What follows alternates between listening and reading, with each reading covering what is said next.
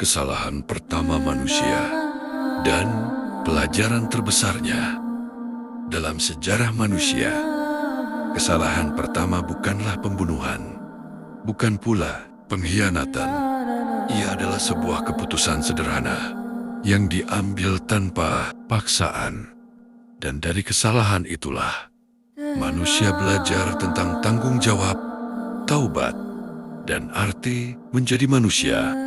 Allah menciptakan Nabi Adam sebagai manusia pertama, bukan sekadar makhluk hidup, tapi sebagai khalifah di bumi. Ia diberi kehormatan, ilmu, dan kebebasan memilih. Bahkan para malaikat diperintahkan untuk menghormatinya. Sejak awal, manusia tidak diciptakan sebagai makhluk tanpa kehendak. Manusia diciptakan dengan kemampuan memilih, dan itulah inti dari ujian hidup.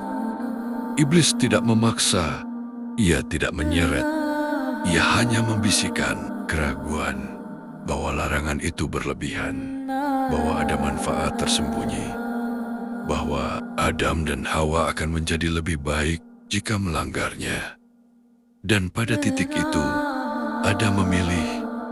Kesalahan pertama manusia bukan karena tidak tahu, tetapi karena menganggap remeh satu batas kecil. Di surga, Adam dan Hawa diberi kenikmatan tanpa batas. Namun ada satu larangan yang jelas. Jangan dekati pohon itu. Larangan ini bukan karena pohonnya istimewa, tapi karena ketaatanlah yang diuji, bukan objeknya.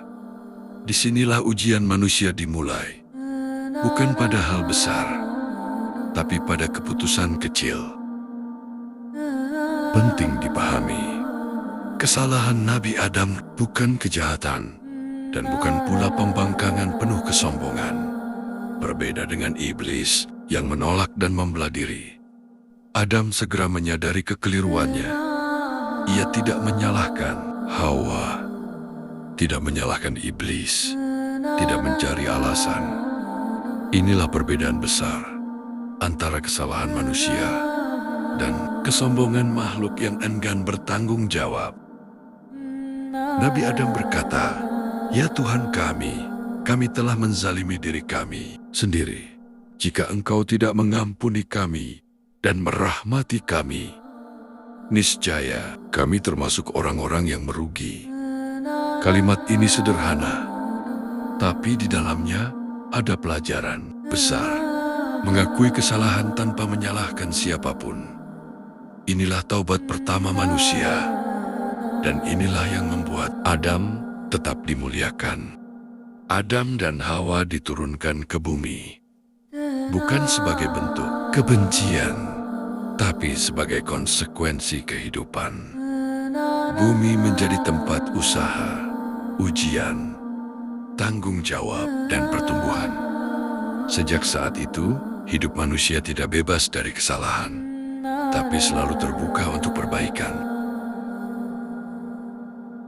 Sejarah manusia tidak dimulai dari kesempurnaan.